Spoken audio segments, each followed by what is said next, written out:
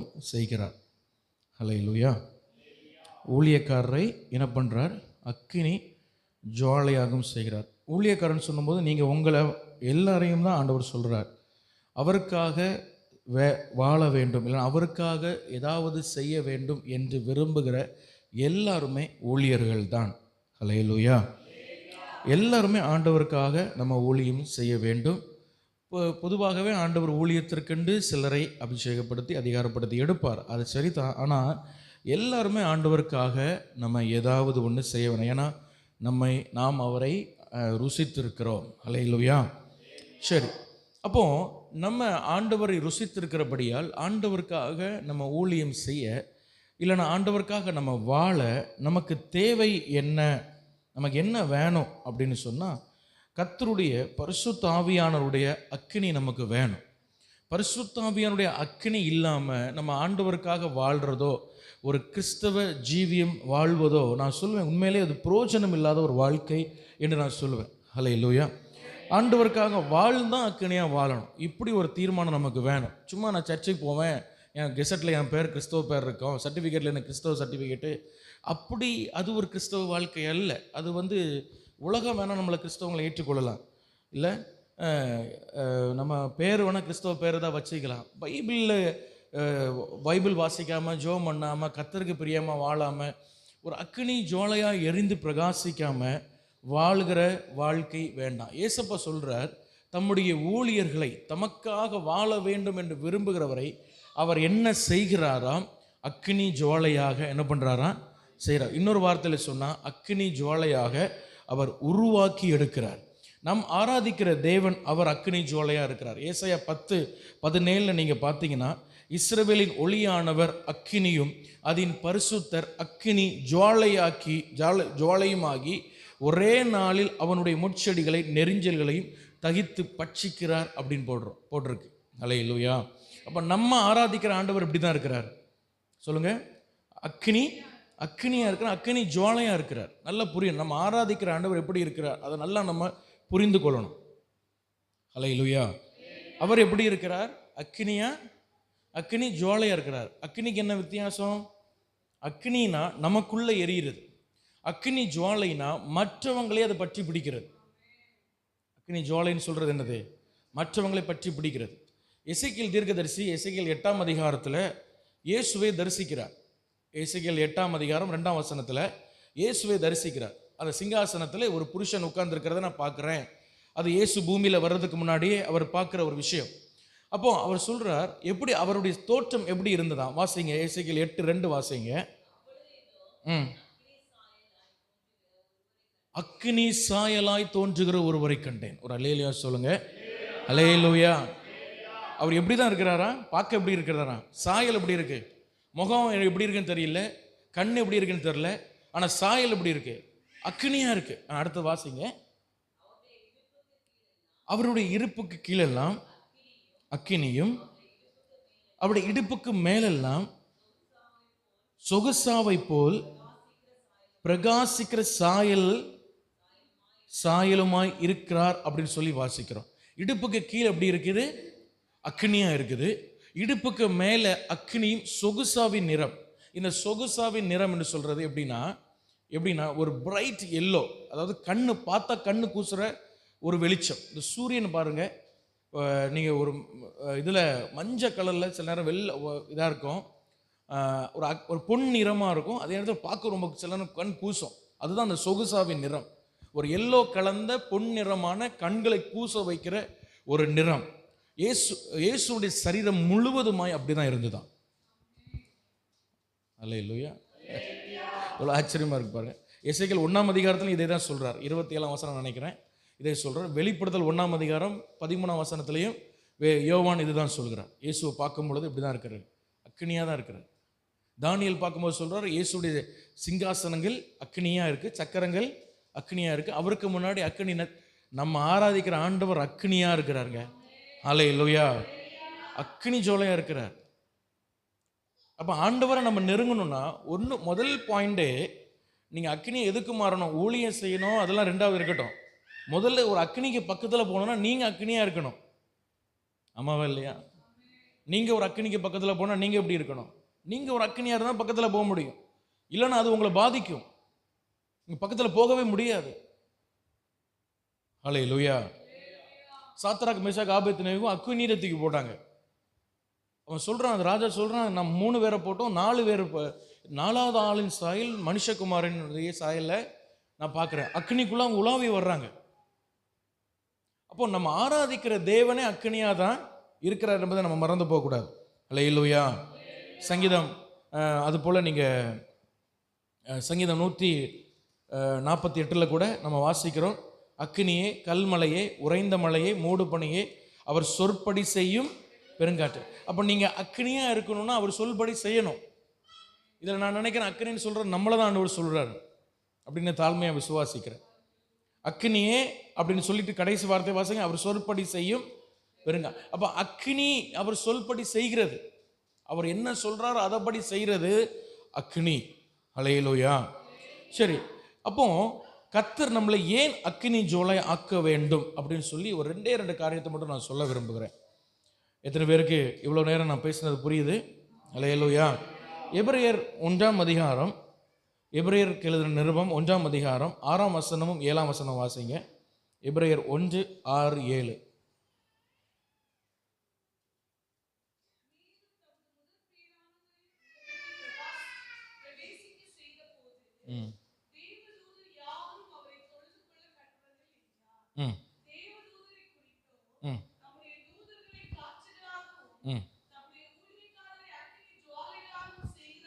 சரி, இப்போ பிதாவாகிய தேவன் முதற் பேரானவர் அப்படின்னு சொல்கிற இயேசு கிறிஸ்துவை பைபிள் சொல்லுது முதற் பேரானவரை உலகத்தில் பிரவேசிக்க செய்த போது. இந்த வார்த்தையை வச்சுட்டு தான் யெகோவா விட்னஸ் என்ன சொல்லுவாங்க, இயேசுவை பிதா உருவாக்கினார் அப்படின்னு. இந்த முதற் பேரானவர் அப்படிங்கிற வார்த்தையை வச்சுட்டு அவர் தான் முதல்ல உருவாக்கப்பட்டவர் அப்படின்னு. அது என்னென்னா அந்த தமிழ் மொழியினுடைய அந்த புரிதலுடைய தவறு. முதற் பேரானவர்னா எல்லாவற்றுக்கும் முதன்மையானவர், அதான் அர்த்தம். ஹல்லேலூயா. அதுதான் முதல் பேரானவர், முதல்ல பெற்றெடுத்தவர் கிடையாது. எல்லாத்துக்கும் அவர் தான் முதல், அவர் தான் முடிவு. சகலமும் அவருக்காக, அவர் மூலமாய், அவராலே உண்டாயிற்று, உண்டானதொன்றும் அவராலே இல்லாமல் உண்டாகவில்லை. எல்லாம் அவருக்கு மேலே ஒன்றும் கிடையாது, அவர் தான் எல்லாத்துக்கும் மேலே. அப்போ பிதாவாகிய தேவன் குமாரனை பூமியில் தூதர்களை பார்த்து சொல்கிறாரு, நீங்கள் அவரை தொழுது கொள்ளுங்க. ஹல்லேலூயா. தூதர்களை பார்த்து என்ன கட்டளையிட்டாரா? யாரை தொழணும்? குமாரனாகிய இயேசு கிறிஸ்துவை நீங்கள் முகங்குப்புற விழுந்து தூதர்கள் எல்லாரும் ஆராதிங்க அப்படின்னு சொல்லிட்டு அந்த எபிரேய நிருபக்காரர் அதே நம்ம வாசித்த சங்கீத வசனத்தை அப்படியே எழுதுகிறார். இதில் என்ன சொல்ல வர்றாருன்னா, நான் என்ன நம்புகிறேன் அப்படின்னா, இதில் நிறைய விளக்கம் சொல்லலாம். ஒரு விளக்கம் என்ன அப்படின்னா, தூதன் காற்றாக இருந்தால் தான் அவன் தூதன். தூதன் காற்றாக இருந்தால் தான் அவன் யார்? தூதன். காற்றுனா காற்றுக்கு வேகத்தில் அவங்க போவாங்க. பரலோகத்து இந்த பூமியிலேருந்து பரலோகம் எத்தனை கிலோமீட்டர் வித்தியாசத்தில் இருக்குன்னு நமக்கு தெரியாது. எத்தனை கிலோமீட்டர் உயரத்தில் இருக்குன்னு நமக்கு தெரியாது. இங்கேருந்து மூணுக்கு போகிறதுக்கு எவ்வளோ நாள் ஆகும்? 3 நாள் ஆகுமா? சந்திரனுக்கு 3 நாள் ஆகும்னு நினைக்கிறேன். சந்திரனுக்கு போகிறதுக்கு அதுக்கு மேலே எத்தனையோ கோள்கள் இருக்குது, அதுக்கு மேலே என்னெல்லாம் இருக்குது. ஆனால் கப்ரியேல் தூதன் பைபிள் சொல்கிறது, தானியேல் இடத்துல வரும்பொழுது ஒரு மின்னல் வேகத்தில் வந்தானா பூமிக்கு, 1 செகண்டில் வந்துட்டானா. ஹல்லேலூயா. எப்படி வந்தாரா? அவ்வளோ பரலோகம் எங்கே இருக்குன்னு தெரியாது, அவ்வளோ உயரத்தில் இருந்து ஒரு வினாடியில் பூமிக்கு வந்துட்டார். ஏன்னா அவன் காற்று. அப்போ ஒரு தூதன் காற்றாக இருந்தால் தான் ஆண்டவருக்கு பிரயோஜனம். ஒரு ஊழியக்காரன் அக்னியாக இருந்தால் தான் ஆண்டவருக்கு பிரயோஜனம். இதான் ஒரே வார்த்தையில் சொல்லணும். ஹல்லேலூயா. தூதனை காற்றாக உண்டாக்குறார், ஊழியக்காரன் அக்னியாக உண்டாக்குறார் ஆண்டவர். சரியா?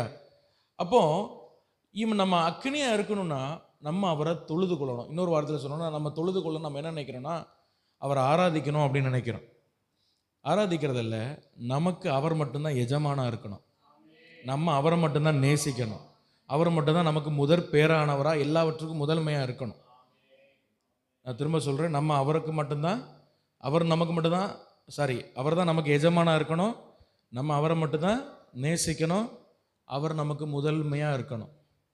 அப்படி இருந்தால் கொஞ்சம் கொஞ்சமாக ஆண்டவர் நம்மை அக்கினி ஜோலையாக்குவார். அல்லேலூயா. தூதர்களை பார்த்து சொன்னார், உங்களுக்கு எஜமான் அவராக இருந்தால் தான் நீ கடைசி வரை காற்றா இருப்ப, அதனால் அவரை தொழுதுகொள். அல்லேலூயா.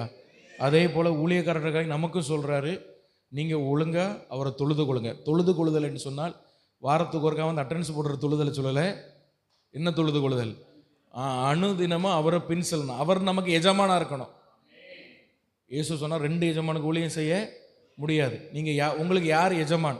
நீங்கள் எதுக்காக அதிகமாக நேசிக்கிறீங்களோ, எதை அதிகமாக தேடுறீங்களோ, எதோ உங்கள் இருதயத்தில் முதன்மையாக வச்சுருக்கீங்களோ அதுதான் உங்களுக்கு எஜமான். நீங்கள் வந்து ஒரு வேளை சொல்கிறது கஷ்டமாக இருக்கு, ஆனால் அதான் உண்மை. இயேசு உங்கள் இருதயத்தின் முதன்மையாக இருந்தால் அவர் உங்களுக்கு எஜமான். இந்த உலகத்தின் காரியம் ஏதாவது உங்கள் இருதயத்தின் முதன்மையாக இருக்குது, அதை தான் அதிகமாக நேசிக்கிறீங்க, அது இல்லாமல் உங்களால் இருக்க முடியாது அப்படின்னா அதுதான் உங்களுக்கு எஜமான். நீங்கள் அதை ஏற்றுக்கொண்டு தான் ஆகணும்.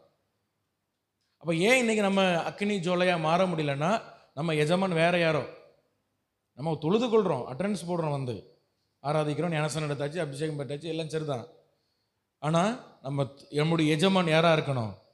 இயேசுவாக இருக்கணும். சத்தமாக சொல்லுங்கள், என் எஜமான் இயேசுவாக இருக்கிறார். அல்லேலூயா. ஏன் என் எஜமான் இயேசுவாக இருந்தால் நான் எப்படி அக்கினி ஜோலையாக மாறுவேன்னா, யோவான் சொன்னார், எனக்கு பின் ஒரு எஜமான் வர்றார், அவர் பரிசுத்த ஆவியினால் அக்கினினாலும் ஞானஸ்நானம் தருவார். அல்லேலூயா.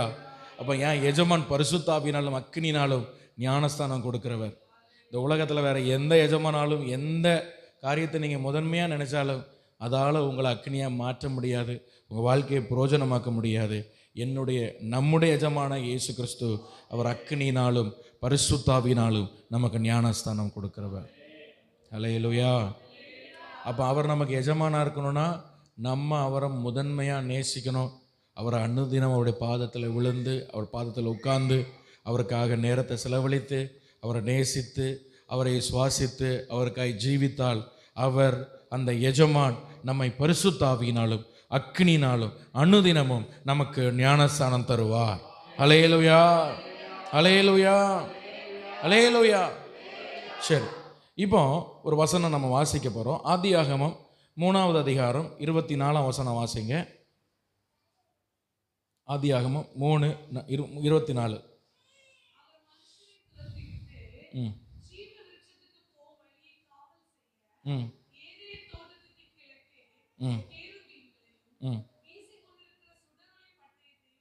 சரி, இது நம்ம சம்பவம் எல்லாருக்கும் தெரியும். ஆதாம் ஏவாள் பாவம் செஞ்சாங்க. ஆண்டவர் என்ன பண்ணார்?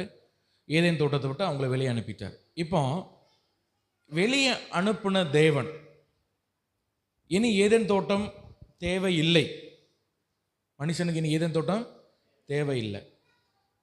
ஏன்னா அந்த ஏதேன் தோட்டத்துக்குள்ள அவன் போனான்னா அங்கே ஜீவ விருட்சம்னு ஒரு கனி இருக்குது, அதை சாப்பிட்டான்னு அவன் சாக மாட்டான்.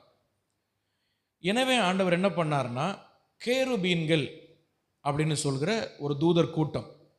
இந்த கேருபீன்கள் பல விதங்களில் இருக்கிறாங்க. இந்த கேருபீன்களை குறித்து படிக்க போனாலே பெரிய சப்ஜெக்ட். சரியா? நீங்கள் சிம்பிளாக அதை புரிஞ்சுக்கிட்டு கொள்ளுங்க. கேருபீன்களை ஆண்டவர் ஒவ்வொரு காலகட்டத்திலும் ஒவ்வொரு விதமாக அவர்களை வெளிப்படுத்தி காட்டியிருக்கிறார். நீங்கள் எசேக்கியேல் தீர்க்கதரிசன புஸ்தகத்தில் பார்த்தீங்கன்னா அந்த கேருபீன்கள் 4 ஜீவன்களுக்கு ஆண்டவர் ஒப்பாக பேசுகிறார். அதில் ஒன்று காளையின் முகம், ஒன்று மனுஷ முகம், ஒன்று கழுகு முகம், ஒன்று எருது முகம், இதுக்கு 4 செட்டை உண்டு, வெண்கலம் போல் இருக்கும். இப்படிலாம் ஆண்டவர் எக்ஸ்பிளைன் பண்ணுறார். அதுபோல் நீங்கள் இன்னும் தள்ளி போனீங்கன்னா அது இன்னும் மகிமையான வெளிப்படுத்தல் விஷயம் வாசிக்கும், இன்னும் மகிமையான காரியங்களை ஆண்டவர் வெளிப்படுத்திக்கிட்டே இருக்கிறார். அந்த கேருபீன்களை குறித்து ஒரு ஸ்டாண்டர்டை உயர்ந்துக்கிட்டே போகுது. அதனால் இந்த கேருபீன்களை குறித்து ஒரு பெரிய பாடம் இது. ஆனால் வெளிப்படுத்தின ஆதியாகமம் புஸ்தகத்தில் ஆண்டவர் இந்த கேருபீன்களை ஏதேன் தோட்டத்துக்கு வாசலில் வைக்கிறார். அல்லேலூயா. கேருபீன்கள் என்று சொல்லும்போது அது நிறைய கேருபீன்கள். கேரூப் என்று சொல்லும்போது 1. அது போக சுடர் ஒளி பட்டயத்தை வச்சார். சரி, இப்போ நான் ஒரு கேள்வி கேட்குறேன்.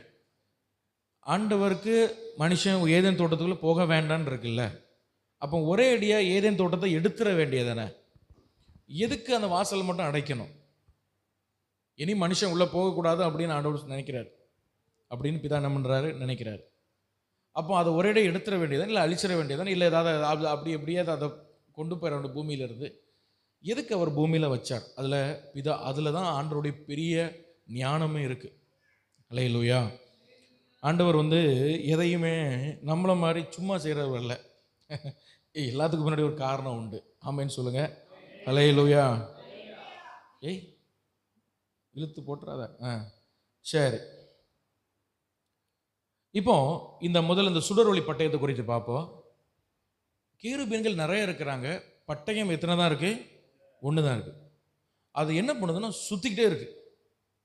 பார்த்தாலே பயமா இருக்கு. அது ஒரு பட்டயம், அது மேலே அக்னியா இருக்கு. அது என்ன பண்ணுது? சுத்திட்டே இருக்கு. அது பக்கத்தில் போனால் வெட்டிடும். ஆட்கள் என்ன செஞ்சிடும்? வெட்டிடும். இந்த சுடரொளி பட்டயம் தான் நம்ம. இந்த சுடரொளி பட்டயம் தான் நம்ம. ஏன் நம்மன்னு சொல்றேன்னா, பாவ உலகத்திற்கும் பரிசுத்தத்திற்கும் உள்ள ஒரு வித்தியாசத்தை இந்த பட்டயம் காட்டிட்டே இருக்கு. ஹல்லேலூயா. இந்த பட்டயத்துக்கு அந்த பக்கம் ஒரு பரிசுத்த உலகம், இந்த பட்டயத்துக்கு அந்த பக்கம் இந்த பக்கம் ஒரு அசுத்த உலகம். கவனிங்க, இந்த பட்டயம் எதை காட்டுதுன்னா, ஒரு பரிசுத்தத்திற்கும் அசுத்தத்திற்கும் உள்ள ஒரு வித்தியாசத்தை இந்த அக்கினி பட்டயம் காட்டிக்கிட்டே இருக்கு. ஹல்லேலூயா.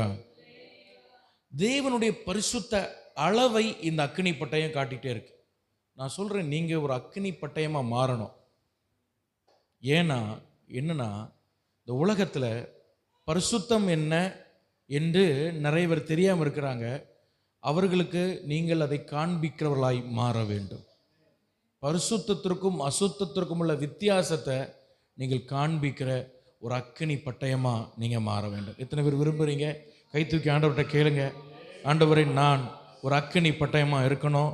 பரிசுத்தத்திற்கும், இந்த உலகம் பரிசுத்தம் என்று சொன்னால் என்ன, என் தேவன் எவ்வளவு பரிசுத்தர் என்பதை மற்றவர்கள் என் மூலமாய் அறிந்து கொள்ளத்தக்க ஒரு பரிசுத்த அக்கினி பட்டயமாய் என்னை மாற்றும். கொஞ்ச நேரம் ஜெபம் பண்ணுவோமா? எல்லாரும் கைகளை தூக்கி ஆண்டவரை பார்த்து கேளுங்க. ஹல்லேலூயா. உலகம் இயேசுவை என்னில் காண வேண்டும், இயேசுவின் பரிசுத்தத்தை என்னில் காண வேண்டும். ரீபாலா ஷக்கரா. நான் ஒரு அக்கினி பட்டயமா இருந்து இந்த உலகத்திற்கு கர்த்தருடைய ஆமையின் பரிசுத்தத்தை, பரிசுத்தத்திற்கும் அக்கினி ஆமையின் அசுத்தத்திற்கும் வித்தியாசத்தை காட்டுற ஒரு அக்கினி பட்டயமா நான் மாற வேண்டும். ரீபாலா தாராபா சந்தடாபா ரியாந்துடாபாலா ராகாபா. ஆமையின் அன்னைக்கு ஆமையின் பரிசுத்த உலகம் ஏதேன் தோட்டத்திற்கும் உலக அசுத்தத்திற்கும் வித்தியாசத்தை காண்பிக்க நடுவில் நின்ன ஒரு அக்கினி பட்டயம். அந்த பட்டயமா நீர் என்னை மாற்ற வேண்டப்பா. ஹல்லேலூயா, ஹல்லேலூயா. இந்த உலகத்தில் இயேசு எவ்வளவு பரிசுத்தர் என்பதை நான் காண்பிக்கிற ஒரு மனுஷனாக, நான் காண்பிக்கிற ஒரு தேவ பிள்ளை என்னை மாற்றப்பா. என்னை ஒரு அக்கினி பட்டயமாய் மாற்றப்பா. கேளுங்க. ஹல்லேலூயா, ஹல்லேலூயா. என்னை ஒரு அக்கினி பட்டயமாய் மாற்று ஆண்டவரே. ரீபாலா தாராபா சந்தராபா ரபா. அல்ல முடிந்தால் கைகளை தட்டி கர்த்தரை ஸ்தோத்திரம் பண்ணி கேளுங்க பார்ப்போம். என்னை ஒரு அக்கினி பட்டயமாய் மாற்று ஆண்டவரே. என்னை ஒரு அக்கினி பட்டயமாய் மாற்று ஆண்டவரே. என்னை ஒரு அக்கினி பட்டயமாய் மாற்று ஆண்டவரே. ஹல்லேலூயா, ஹல்லேலூயா, ஹல்லேலூயா. என்னை பரிசுத்த பட்டயமாய் மாற்றப்பா, மாற்றுப்பா, மாற்றுப்பா, மாற்றுப்பா. இந்த உலகத்திற்கும் அசுத்தத்திற்கும் உள்ள வித்தியாசத்தை காண்பிக்கிற ஒரு தேவ பிள்ளையாய், அப்படிப்பட்ட ஒரு சாட்சியின் வாழ்க்கையை நான் வாழ தேவமே எனக்கு கிருபை தார ஆண்டவரே. எனக்கு கிருபை தார ஆண்டவரே. எனக்கு கிருபை தார ஆண்டவரே. நல்ல கைகளை தட்டி கர்த்தரை ஸ்தோத்திரம் பண்ணுவோம். ஹல்லேலூயா. கேளுங்க, கேளுங்க, கேளுங்க. ஹல்லேலூயா, ஹல்லேலூயா, ஹல்லேலூயா.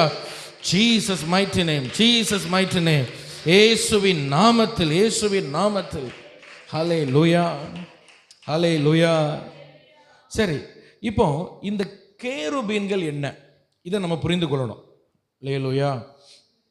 இந்த கேருபீன் அப்படின்னா என்ன அப்படின்னு நம்ம புரிந்து கொள்வோம்.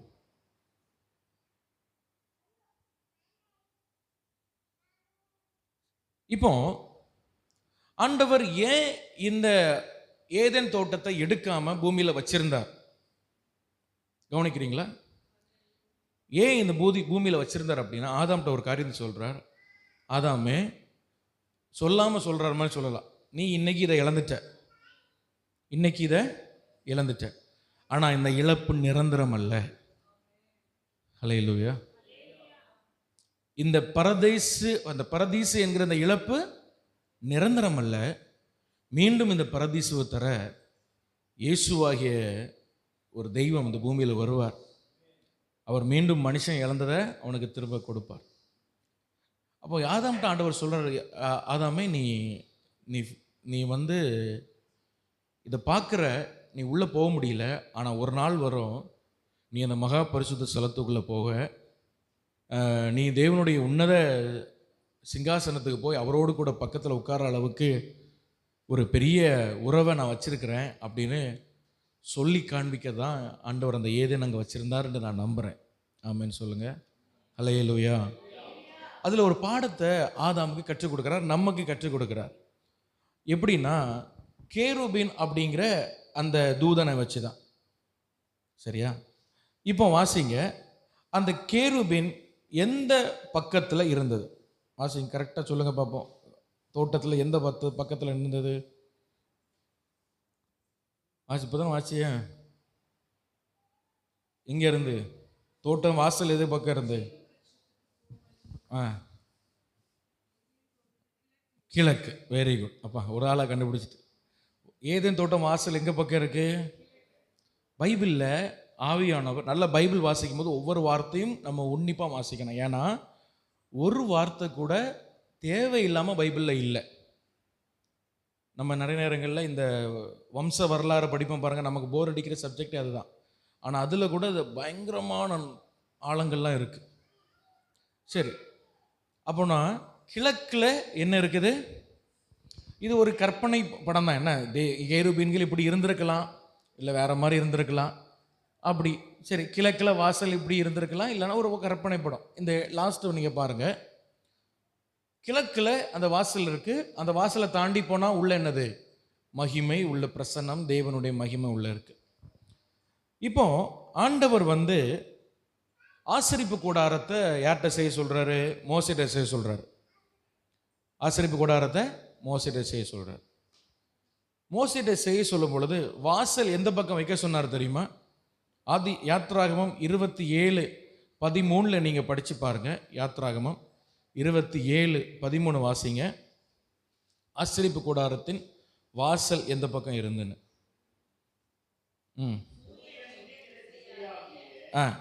கீழ் திசை, சூரியன் உதிக்கிற அந்த, நீங்கள் வீட்டில் போய் படித்து பாருங்கள்.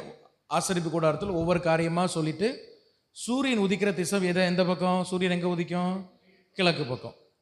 கிழக்கு பக்கம் உதிக்கிற இடத்துல நீ வாசலை வைக்கணும்னு சொல்லி, அந்த வாசல் எப்படி இருக்கணும்னு சொல்லி டிசைன் பண்ணுறான். ஹல்லேலூயா. ஆமென் சொல்லுங்க. இப்போ திரும்ப நான் கேட்குறேன், கொஞ்சம் டைம் ஆனாலும் நீங்கள் சொல்லுங்க. என்ன, ஏதேன் தோட்டம் எந்த வாசல் எந்த பக்கம் இருக்குது? கிழக்கு பக்கம். ஆசரிப்பு கூடார வாசல் எந்த பக்கம் இருக்குது? எங்கே பக்கம் இருக்குது? கிழக்கு பக்கம் இருக்குது. சரியா? சரி, இப்போ நல்லா கவனிக்கணும். இந்த கிழக்குன்னு சொல்கிற நீங்களும் உங்கள் வீட்டு வாசல் கிழக்கில் வச்சிடாதீங்க. இது பைபிள் ட்ரூத். என்ன, இது இன்னும் வாஸ்து பேசுகிற மாதிரி நினச்சிடக்கூடாது. ஆமாம், ஐயா கிழக்கில் வைக்க சொன்னார், நான் என்ன வீட்டு கட்டினா கிழக்கில் தான் வாசல் வைப்பேன்னு. அதெல்லாம் நான் சொல்ல வரல. எந்த பக்கம் வாசல் வச்சாலும் தேவ பிரசன்னம் வீட்டுக்குள்ளே இருந்தால் தான் அந்த வாசல் வழியாக ஆவியானவர் உள்ளே வரணும், கர்த்தர் உள்ளே வரணும். கிழக்கில் இருக்கோ, மேற்கில் இருக்கோ, இல்லை வானத்தில் இருக்கோ, பூமியில் இருக்கோ, எங்கே இருந்தாலும் சரி தான். சரி, இப்போ கவனிங்க, கிழக்கு பக்கம் இருக்குது. இப்போ நான் இன்னொரு காரியம் சொல்கிறேன். எசேக்கியேல் தீர்க்க தரிசன புஸ்தகம் நீங்கள் ஃபுல்லாக படித்து பார்த்தீங்கன்னா உங்களுக்கு தெரியும். அந்த ஜனங்களுடைய அக்கிரமம் பாவங்கள் நிமித்தமாக எசேக்கியேல் 10ஆம் அதிகாரத்தில் நீங்கள் படித்து பார்த்தீங்கன்னா மகிமை ஆலயத்தை விட்டு வெளியே போகுது. எசேக்கியேல் 10ஆம் அதிகாரத்தில் நீங்கள் படித்து பாருங்கள். மகிமை எங்கே இருந்து வெளியே போகுது? ஆலயத்திலிருந்து வெளியே போகுது. உங்களுக்கு எல்லாம் புரியுதில்ல? நான் இது புரியாததை பேசாமல் அப்படி இல்லைல்ல, புரியுதில்ல? சரி, இவ்வளோ நீங்கள் புரிஞ்சுங்க. கிழக்கு பக்கம் ஏதேன் தோட்ட வாசல், ஆசரிப்பு கூடார வாசல் கிழக்கு பக்கம். சரி, நீங்கள் எசேக்கியேல் 10 நீங்கள் 4ஆம் வசனம் 5ஆம் வசனத்தெல்லாம் படித்து பார்த்தீங்கன்னா அந்த வாசல் வழியாக மகிமை ஆலயத்தை விட்டு வெளியே போகிறத பார்க்குறோம். அதுபோல் எசேக்கியேல் 43 படித்து பார்த்தீங்கன்னா அந்த வாசல் வழியாக மகிமை திரும்ப உள்ளே வர்றதை ஆண்டவர் காட்டியிருப்பார். வாசல் வழியாக மகிமை உள்ளே வருகிறதை ஆண்டவர் காட்டியிருப்பார். அப்போ ஆண்டவர் சாலமோன் தேவாலயம் கட்டும் பொழுதும் எப்படி வாசல் வச்சார்னா, ஆசரிப்பு கூடாரம் வைக்கிற மாதிரியே அதே பேட்டர்னில் கிழக்கு பக்கம் தான் வச்சார். அதுக்கு நிறைய வசனங்கள் உண்டு, அப்புறம் நம்ம பார்ப்போம். கிழக்கு பக்கம் தான் வச்சார். சரியா? சரி, இப்போ நீங்கள் ஆகாய் தீர்க்க தரிசன புஸ்தகம் 2ஆம் அதிகாரம் 9ஆம் வசனத்தில் பார்த்தீங்கன்னா ஆண்டவர் சொல்கிறார், முந்தின ஆலயத்தின் மகிமையை பார்க்கிலும் பிந்தின ஆலயத்தின் மகிமை பெரிதாக இருக்கும்னு சொல்லி ஆண்டவர் சொல்கிறார். செருபாபேல் ஆலயம் கட்டுறார். செருபாபேல் என்ன கட்டுறாரு? ஆலயம் கட்டுறார். ஆனால் எப்படி இருக்குது தெரியுமா? ரொம்ப சிம்பிளாக இருக்குது, சின்ன ஆலயமாக இருக்குது. அப்போ செருபாபேல் ரொம்ப ஃபீல் பண்ணுறான். நிறைய பேர் செருபாபேலை கேலி பண்ணுறாங்க, கேள்வி கேட்குறாங்க. அப்போ ஆண்டவர் ஆகாய் தீர்க்கதரிசி மூலமாக செருபாபேலை ஒரு வார்த்தை சொல்லி பலப்படுத்துறாரு. செருபாபேல், நீ இதுக்கெல்லாம் ஃபீல் பண்ணாத. முந்தின ஆலயம் மகிமை நீ பார்த்தல்ல, நீ பார்த்தியே, கேள்விப்பட்டு எனக்கு தெரியாது. அந்த மகிமையை விட மகிமையான ஒரு மகிமை இந்த ஆலயத்துக்கு வரப்போகுது அப்படின்னு சொன்னார். அல்லேலூயா. முந்தின ஆலயம்னு சொல்லுது என்னது? சாலமோனுக்கு ஆலயம். சாலமோன் ஆலயம் பிரதிஷ்டை பண்ணும்போது மகிமை எப்படி வந்தது? ஆசாரியர்கள் நிற்க முடியாத அளவுக்கு மகிமை வந்தது. இப்போ ஆண்டவர் சொல்கிறார், அதை விட டபுளாக ஒன்று இந்த கிழக்கு வாசல் வழியாக மகிமை வரும்பா. அதுக்கு அடையாளமாக தான் எசேக்கியேல் தீர்க்கதரிசன வசனத்தில் கிழக்கு வாசல் வழியாக ஆலயம் வருது, மகிமை வருது. அல்லேலூயா. எசேக்கியேல் 43ஆம் அதிகாரம் எழுதும் பொழுது ஆலயம் இடிக்கப்பட்டுட்டு, ஏற்கனவே ஆலயம் இடிக்கப்பட்டுட்டு, ஆனால் எசேக்கியேல் தரிசனத்தில் பார்க்குறாரு, ஒரு தேவனுடைய ஆலயம் இருக்குது, அந்த ஆலயத்துக்குள்ள என்ன வருது? மறுபடியும் மகிமை கிழக்கு வாசல் வழியாக உள்ள வருது பார்க்குறாரு. அல்லேலூயா. அது என்ன மகிமை தெரியுமா? செருபாபேல் கட்டின ஆலயத்தை பிற்பாடு ஏரோது பெருசாக கட்டினார். அதை அந்த செருபாபேல் கட்டின ஆலயத்தில் மகிமை உள்ள வந்தது. அந்த மகிமை யாருன்னா நம்முடைய ஆண்டவராகிய இயேசு கிறிஸ்து. ஒரு ஆமேன்னு சொல்லுங்களேன். அல்லேலூயா. கைத்தட்டி ஆண்டவரை மகிமைப்படுத்துங்க பார்ப்போம். அல்லேலூயா. உங்களுக்கு புரியுதா? நான் சொல்கிறது புரியுதா? ஏதேன் தோட்டத்தில் அந்த மகிமை கிழக்கு வாசல் வழியாக வெளியே போகிறது அப்படிங்கிறத காட்டுறதுக்கு ஒரு கேருபீன் ஆண்டவர் அங்கே வச்சு, ஆண்டவர் அதில் அந்த வாசலில் ஒரு அடையாளத்தை வச்சார். மகிமைக்குள்ளே போகணும்னா கிழக்கு வாசல் வழியாக தான் ஆசரிப்பு கூடாரத்துக்குள்ளே போயிருக்காங்க. அப்போ இந்த செருபாபேல் கட்டின இந்த ஆலயத்தில் இயேசு கிறிஸ்து உள்ளே வருகிறார். அது எதை காட்டுகிறது அப்படின்னு சொன்னால், இந்த வாசல் வழியாக இயேசுவாகிய மகிமை உள்ள வருகிறது. அப்படி நான் ஒரே ஒரு வார்த்தை சொல்லணும் அப்படின்னா என்ன அப்படின்னா, இந்த ஏதேன் தோட்டத்தில் இருந்த அக்கினி பட்டயம் என்ன பண்ணிச்சுன்னா, மகிமைக்குள்ளே யாரும் வரக்கூடாதுன்னு தடை பண்ணிச்சு. ஆனால் இந்த புதிய ஏற்பாட்டில் திரை, என்ன திரை? ஆசரிப்பு கூடாரத்துக்குள்ள திரை இருக்கும். அந்த திரை இயேசுவின் இரத்தத்தால் கிழிக்கப்பட்டது. நல்லா கவனிச்சுட்டு வாங்க, அப்போ தான் புரியும். இயேசுவின் இரத்தத்தால் கிழிக்கப்பட்டது. இனிமே இந்த அக்கினி பட்டயத்துக்கு வேலை என்ன தெரியுமா? மகிமைக்குள்ள எல்லாரையும் கொண்டு வருகிற வேலை தான் இந்த அக்கினி பட்டயத்துக்கு வேலை. கை தூக்கி ஆண்டவரை மகிமைப்படுத்துவோம். அல்லேலூயா, அல்லேலூயா. அதுக்காகத்தான் இயேசு மறுபடியும் அதே வாசல் வழியாக உள்ளே போனார். உள்ளே போனவர் அந்த திரையை கிழிச்சிட்டு மகா பரிசுத்த ஸ்தலத்துக்குள்ளே ராஜாவாகவும் ஆசாரியனாகவும் வீற்றிருக்கிறார். என்னிடத்துல யாருனாலும் வரலான்னு இரு கையை விரித்து காண்பித்து கொண்டிருக்கிறார். அந்த இயேசுவிடத்தில் யார் தான் வர முடியும் தெரியுமா? அக்கினி பட்டயமாக இருக்கிற ஒருவன் தான் இயேசு ஆகிய மகிமை இடத்துல இன்னொருவனை இழுத்து கொண்டு வர முடியும். நல்ல கைத்தட்டி கர்த்தரை மகிமைப்படுத்துவோம். ஹல்லேலூயா, ஹல்லேலூயா. திரும்ப சொல்கிறேன், இயேசுவாகிய மகிமை இடத்துல ஒருவன் கர்த்தரை ஒரு மனுஷனை உள்ள கொண்டு வரணும் அப்படின்னா அவன் அக்கினி பட்டயமாக இருந்தாலே இந்த புதிய ஏற்பாட்டு நாட்களில் கர்த்தருடைய மகிமைக்குள்ளே ஒருவனை இழுக்க முடியும். ஏன்னா அந்த ஏதேன் தோட்டத்தில் அக்கினி வெளியே துரத்திச்சு, இந்த அக்கினி பட்டயம் உள்ள இழுக்கிற பட்டயம். ஹல்லேலூயா, ஹல்லேலூயா.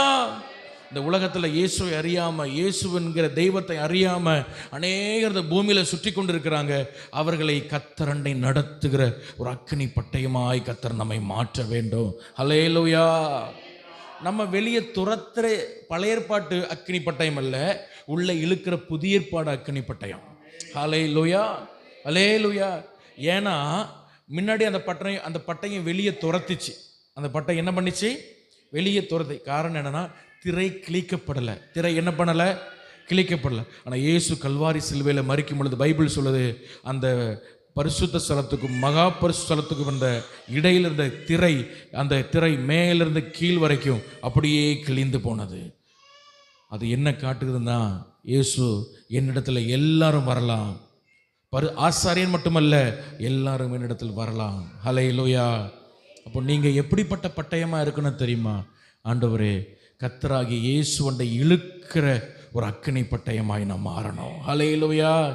அப்போ எதுக்கு ஆண்டவர் உங்களை அக்கினி ஜுவாலை ஆக்குறாருன்னா, இன்னொரு மனுஷன் ஆண்டவரை அறியாமல் பாவத்துக்கும் பரிசுத்தத்திற்கும் வித்தியாசம் தெரியாமல் என்ன வாழுறோம், வாழ்க்கைக்கும் ஜீவனுக்கும் மரணத்துக்கும் வித்தியாசம் தெரியாமல் ஒரு மனுஷன் வாழ்ந்து கொண்டு இருக்கிறான்னா அவன்கிட்ட போய் இதுதான்ப்பா வழி, இதுதான்ப்பா சத்தியம், நான் சொல்கிற இயேசு ஜீவிக்கிறவர், அவர்கிட்ட நீ வரலாம், அவர்கிட்ட வந்தா அவர் வழிய சத்தியம் ஜீவனுமாக இருந்து உன்னை ஜீவனுக்குள்ளே கொண்டு போவார். நீ அவர்கிட்ட வானு இழுக்கிற ஒரு அக்னி பட்டயமாக உங்களை மாற்றுறதுக்கு தான் இயேசு தம்முடைய ஊழியர்களை அக்னி ஜுவாலை ஆக்குகிறார். அல்லேலூயா. அப்போ ஏன் அக்னி ஜுவாலை ஆகணும்னா இருளுக்கும் வெளிச்சத்திற்கும், பாவத்திற்கும் பரிசுத்தத்திற்கும், அசுத்தத்திற்கும் சுத்தத்திற்கும், தேவனுக்கும் விக்கிரகத்துக்கும் வித்தியாசம் தெரியாமல் வாழ்ந்து கொண்டு ஒரு கூட்டத்தை உள்ளே இழுக்கிற ஒரு மனுஷனாக நீங்கள் இருக்கணும்னா கண்டிப்பாக அக்னி பட்டயமாக இருந்தால் தான் முடியுமே தவிர சும்மா ஒரு அட்டன்ஸ் கிறிஸ்டியனாக இருந்தால் உங்களால் முடியவே முடியாது. நீங்கள் சொல்கிறது யாரும் கேட்க மாட்டா. ஹல்லேலூயா. நீங்கள் சொல்லும் பொழுது கேட்குற மாதிரி கேட்டுட்டு அப்புறம் திரும்பி ஏளனம் பண்ணிட்டு போவாங்க. நீங்கள் அக்னி பட்டயமாக இருந்தால் உங்கள் வார்த்தை அக்னியாக இருக்கும், அது ஒரு மனுஷனை உள்ளே கொண்டு வரும். ஹல்லேலூயா. கை தூக்கி கேளுங்க, ஆண்டவரே நான் துரத்துகிற ஒரு அக்னி பட்டயம் அல்ல, என்னை அக்னி ஜுவாலை ஆக்கணும். நான் உம்மையை ஆண்டவர் உம்மண்டை அநேகரை இழுக்கிற ஒரு அக்னி பட்டயமாய் என்னை நீர் மாற்றணும்னு சொல்லி ஆண்டவரை பார்த்து கேட்போமா? ஹல்லேலூயா. கேளுங்க, ஆண்டவரை பார்த்து கொஞ்சம் நேரம் நம்ம எல்லாரும் ஜோம் பண்ண, அப்படி ஜோம் பண்ணிட்டு கேளுங்க. ஹல்லேலூயா, ஹல்லேலூயா, ஹல்லேலூயா. ஆண்டவர் இந்த உலகத்தில் அநேக ஆண்டவரை பற்றி அறியாமல் இருக்கிறாங்க. பரிசுத்தத்திற்கும் அசுத்தத்திற்கும் என்ன வித்தியாசம் தெரியல. ஆமேன். பாவத்திற்கும் ஆமேன் நீதி உள்ள வாழ்க்கைக்கும் வித்தியாசம் இல்லாமல் ஆண்டவரே கர்த்தருக்கும் மற்றதுக்கும் வித்தியாசம் இல்லாமல் இருக்கிறாங்க. இவர்களை பக்கம் கொண்டு வர எனக்கு ஒரு அக்னி பட்டயமையா என்னை நீர் மாற்றனப்பா, என்னை நீர் மாற்றனப்பா, என்னை நீர் மாற்றனப்பா. ஹல்லேலூயா. அநேகரை அந்த மகிமைக்குள், கிழக்கு வாசல்ல இருந்து மகிமைக்குள் உள்ள இழுக்கிற அந்த ஒரு பட்டயமா என்னை மாற்றப்பா, என்னை மாற்றப்பா, என்னை மாற்றப்பா. நம்மை ஆண்டவர் ரட்சித்து ஆவியில கிழக்கு வாசல்ல வைத்திருக்கிறார். ஆனால் நம்மளால் இழுக்க முடியல. ஏன்னா நமக்குள்ள அந்த அக்னி பட்டயம் இல்லை, நம்ம ஒரு அக்னி பட்டயமா இல்லை. ஹல்லேலூயா. ஆண்டவர்கிட்ட கேட்போமா? ஹல்லேலூயா, ஹல்லேலூயா, ஹல்லேலூயா. அநேகரை பக்கம் இழுக்கிற ஒரு கிருபை எனக்கு தரணப்பா. நான் பேசும் பொழுதே ஆண்டவரே, என் வாழ்க்கையை பார்க்கும் பொழுதே அநேகர் பக்கம் வரணும் ஆண்டவரே. ஆமென், ஆமென், ஆமென், ஆமென், ஆமென். கொஞ்ச நேரம் ஸ்தோத்திரம் பண்ணி ஜெபம் பண்ணுங்க, ஆண்டவர்கிட்ட கேளுங்க.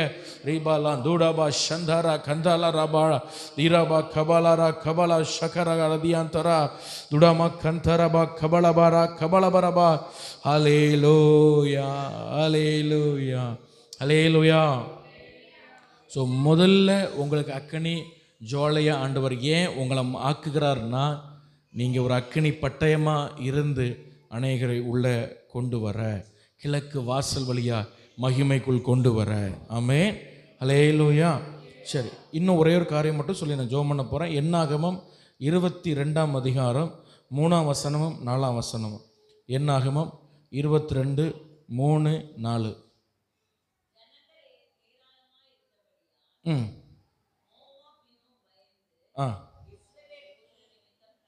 இஸ்ரவேல் புத்திரர் நிமித்தம் மோவாப் ராஜா கலக்கம் அடைந்து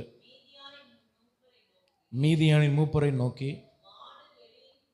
மாடு வெளியின் புல்லை மேய்கிறது போல இந்த கூட்டம் ஹல்லேலூயா. எல்லாம் கவனிங்க. மாடு புல்லை மேய்கிறது போல மேய்ந்து போடும். மாடு புல்லை மேய்கிறது போல இந்த கூட்டம் நம்மளை மேய்ந்து போடும்.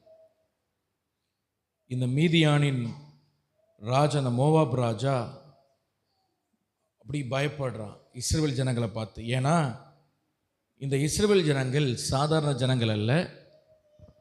நீங்கள் அதுக்கு முந்தின அதிகாரத்தில் நீங்கள் படிச்சீங்கன்னா, போன வாரம் நம்ம தியானித்தபடி சீகோன், யோகு போன்ற பெரிய பெரிய ராஜாக்கள் எல்லாம் அப்படியே சும்மா அப்படி சொடக்கு போடுற மாதிரி எல்லாம் கீழே போட்டு தள்ளி போட்டுட்டு ஜெயிச்சுட்டு அடிச்சுட்டு வந்துக்கிட்டே இருக்கிறாங்க.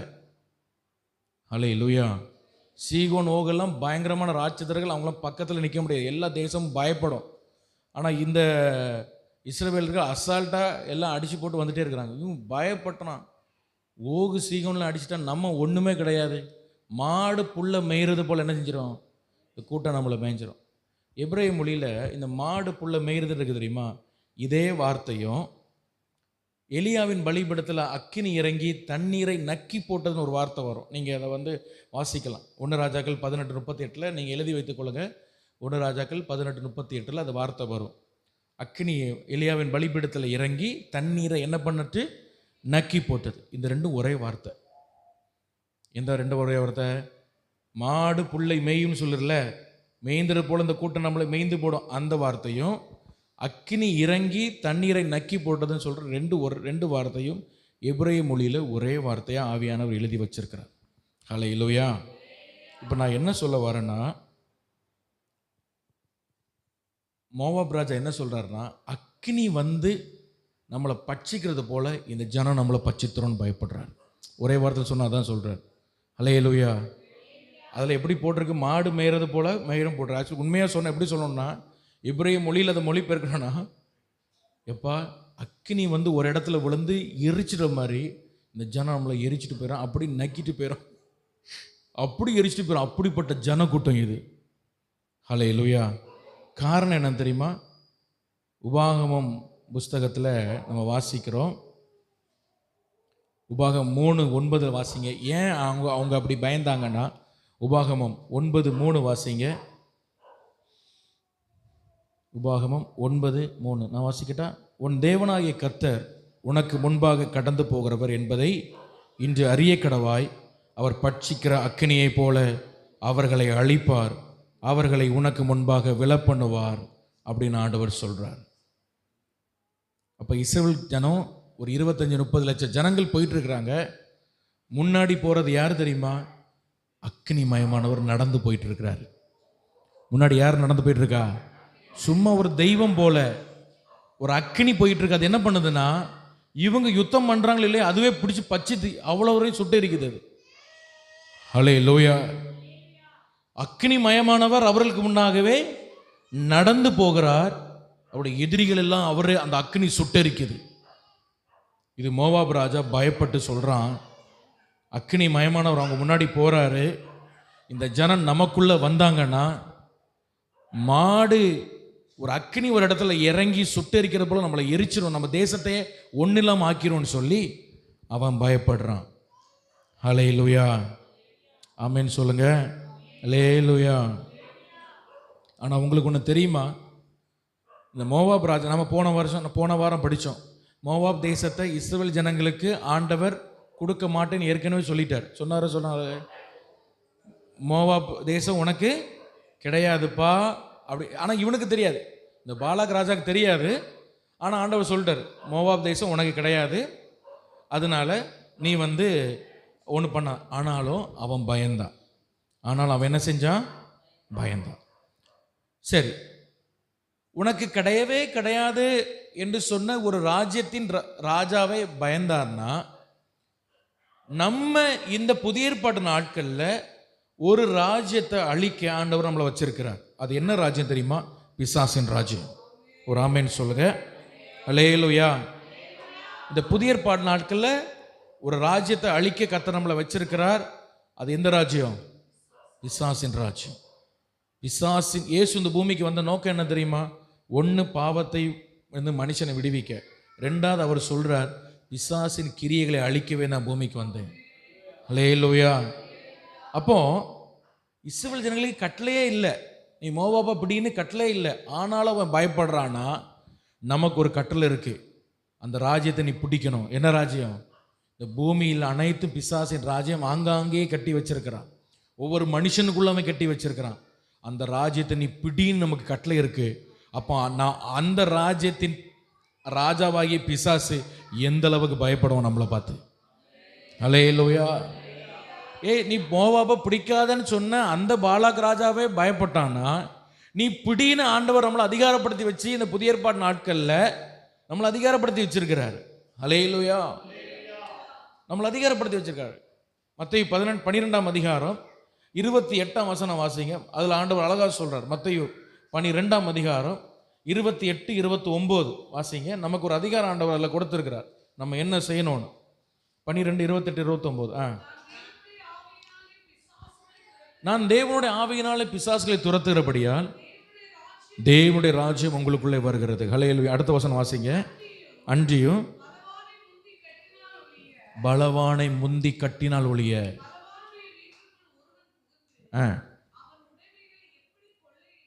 அல்லேலூயா. சரி, அப்புறம் அதுக்கு சொல்கிற, என்னோடு இராதவன் எனக்கு விரோதமாக இருக்கிறான்னு சொல்கிறார். அதுக்கு மேலே நீங்கள் படித்து பாருங்கள், 2 கிங்டமை பற்றி ஆண்டவர் பேசுகிறார். பிசாசின் ராஜ்யம், கர்த்தருடைய ராஜ்யம். இப்போ சொல்கிறாரு, அவனுக்கு ராஜ்யத்துக்குள்ளே போய், லூக்கால சொல்லும்போது ஆயுதம் தரித்த பலவான்னு சொல்கிறார். ஒரு ராஜ்யத்துக்குள்ளே போய் அவன் சில பேரை சிறப்பிடிச்சு வச்சிருக்கிறான் பிசாசு. அந்த சிறப்பிடிச்சு வச்சிருக்கவங்கள வெளியே கொண்டு வரணும்னா நம்ம எவ்வளவு பலவானா இருக்கணும், கொஞ்சம் கற்பனை பண்ணி பாருங்க. அல்லேலூயா. நல்லா கவனிங்க. நிறைய நேரங்களில் பிசாசை நிறைய நேரங்களில் சில பேர் ரொம்ப ஈஸியாக சொல்லுவாங்க. நான் அவனை மேன்மைப்படுத்தலை, ஆனால் எச்சரிப்பாக நம்ம எடுத்துக்க வேண்டிய என்னன்னா, கர்த்தர் அவனை பலவான்னு சொல்கிறார். ஏசப்பா அவனை எப்படி சொல்கிறாரு? ஒரு நோஞ்சான் அப்படின்லாம் சொல்லலை, ஒரு ஆள் அப்படி சொல்லலை, ஒரு பலவான். லூக்கா சொல்கிறார் ஆயுதம் தரித்த பலவான். ஆயுதம் தரித்த பலவானுடைய கோட்டைக்குள்ளே போய் அவன் பிடிச்சி வச்சிருக்கிற ஆத்துமாக்களை வெளியே கொண்டு வரணும்னா நீ அவனை முந்தி கட்டுகிற ஒரு பலவானா இருக்கணும். ஹல்லேலூயா. அப்போ ஒரு ராஜ்யத்தை நீ பிடிக்காதப்பா, உனக்கு வேண்டாம்ப்பா அப்படின்னு சொல்லி அந்த தேசத்தை ராஜாவை பயந்தானா, இயேசு சொல்றார் ஒரு ராஜ்யத்தை நீ பிடி, பலவான முந்தி கட்டு. ஹல்லேலூயா. அவன் கோட்டைக்குள்ள போய் அவன் வச்சிருக்கிறத பிடிச்சிட்டு வா அப்படின்னு கட்டளை கொடுக்கிறாருன்னா நம்ம எவ்வளவு அக்னி ஜோலையா இருக்கணும். ஹல்லேலூயா, ஹல்லேலூயா. நம்ம எவ்வளோ அக்னி ஜோலையா இருக்கணும், நம்ம எவ்வளோ அக்னி ஜோலையா இருக்கணும். ஹல்லேலூயா. கர்த்தருடைய பரிசுத்த நாமம் மகிமைப்படும். அப்போ நமக்கு ஒரு ராஜ்யம் இருக்கிறது. என்ன எதுக்கு தெரியுமா கர்த்தருடைய அக்கினி நமக்கு வேணும்? பிசாசின் ராஜ்யத்தில் இருக்கிறவங்களை வெளியே கொண்டு வந்து அதே இடத்துல தேவ ராஜ்யத்தை ஸ்தாபிக்க நம்மளை அக்கினி ஜுவாலை ஆக்குகிறார். ஆமென் சொல்லுங்க. அல்லேலூயா. ஆமாம், அக்கினி ஜுவாலை ஆக்குகிறார். அப்போ பழைய ஏற்பாட்டில் நம்ம பார்த்தோம், ராஜ்யங்கள் எப்படி தான் பிடிச்சாங்க? அக்கினி ஜுவாலை அவங்க முன்னாடி போச்சு, அப்படி தான் பிடிச்சாங்க. இன்றைக்கும் நம்ம ஒரு ராஜ்யத்தை பிடிக்கணும், அது பலவானின் ராஜ்யம். அவனை முந்தி கட்டணும்னா நமக்கு முன்னாடி அக்னியானவர் போய் தான் ஆகணும். அக்னியானவருக்கு கையை பிடிச்சி நம்ம நடந்தான் ஆகணும். அவர் அக்னியாக இருக்கிறது போல் நம்மளும் அவர் கையை பிடிக்கிற நம்ம மேலே அந்த அக்னி பற்றி பிடிக்கும். நம்ம அக்னி சோலையாக இருந்து அந்த ராஜ்யத்துக்குள்ளே போய் பிசாசு கட்டி வைத்த ஆத்துமாக்களை விடுவித்து அதே இடத்துல கிறிஸ்துவின் ராஜ்யத்தை ஸ்தாபிக்க நம்மை கர்த்தர் அக்னி ஜுவாலையாக்குகிறார். நல்ல கைகளை தட்டி கர்த்தரை மகிமைப்படுத்துவோம். ரீபாலா ஷபாலா ராபா. அல்ல எல்லாரும் ஜோமனு முழங்கால் படிக்கிட்டு எல்லாரும் கைகளை தட்டி தீலாமாரா ஹந்தாடாபா ராபா. என்னை அக்னி ஜுவாலையாக்க ஆண்டவரே. பிசாசின் ராஜ்யத்தை அழிக்க, பிசாசின் ராஜ்யத்தை அழிக்க, அதே இடத்தில் தேவ ராஜ்யத்தை ஸ்தாபிக்க, பலவானை முந்தி கட்ட என்னை இந்த ராத்திரி வேளையிலே என்னை இங்கே கொண்டு வந்ததுக்கு ஒரு நோக்கம் உண்டானால் உங்களை அக்கினி ஜுவாலை ஆக்கவே, உங்களை அக்கினி ஜுவாலை ஆக்கவே, உங்களை அக்கினி ஜுவாலை ஆக்கவே. ரீபாலா தூடாமாலா சந்தரபாலா தீராபா. நல்ல ஜோமனுங்க. கர்த்தருடைய ஆவியானவர் உங்களை அக்கினி பட்டயமாய் மாற்றுகிறார். அக்கினி மயமானவர் உங்களுக்கு முன்னாடி நடந்து போகிறார். அவருடைய கையை பிடித்து நடக்கிற நீங்கள், உங்க மேலே இந்த அக்கினி பற்றி பிடிக்கிறது, உங்க மேலே இந்த அக்கினி பற்றி பிடிக்கிறது. இயேசுவின் மேலுள்ள அக்கினி உங்க மேலே அக்கினி பற்றி பிடிக்கிறது. அநேகர் பிசாசின் ராஜ்யத்துக்குள்ள கட்டப்பட்டிருக்கிற அநேகரை விடுவிக்கிற ஒரு அக்கினி பட்டயமாய், ஒரு அக்கினி தேவ பிள்ளையாய், தீபால வாழ்ந்தால் அக்கினியாய் இயேசுவுக்காக எந்த இடத்துல பிசாசின் ராஜ்யம் இருக்குதோ, இந்த உலகத்தில் நிறைய பேரை நீங்கள் சந்திக்கிறீங்க. அநேகருக்குள்ள பிசாசின் ராஜ்யம் இருக்கிறது, அநேக உள்ளங்களுக்குள் பிசாசின் ராஜ்யம் இருக்கிறது. அந்த பலவான முந்தி கட்ட கர்த்தருடைய ஆவியானவர் இந்த இடத்துல இருக்கிற சின்ன கூட்டத்தை ஒரு அக்கினி சம்பமாய் மாற்ற விரும்புகிறார். ஒரு அக்கினி பட்டயமாய், அக்கினி ஸ்தம்பமாய் மாற்ற விரும்புகிறார். உடாபாலா துடாபாலா ரீபாலா ஷிடாபாரா தீரா கந்தடாபாரா கந்தலாரபாரபரபா. எஸ், ஹல்லேலூயா, ஹல்லேலூயா, ஹல்லேலூயா. ஆமென், ஆமென். விடுதலை, விடுதலை, விடுதலை அக்கினி. ஆமென். நன்றி செலுத்துகிறோம், நன்றி செலுத்துகிறோம். தூதர்களை காற்றுகளாக, ஊழியக்காரர்கள் அக்கினி ஜுவாலையாக்க செய்கிறார். பிசாசின் ராஜ்யத்தை கட்டுகிற பலவானை முந்தி கட்டு என்று சொன்னாரு.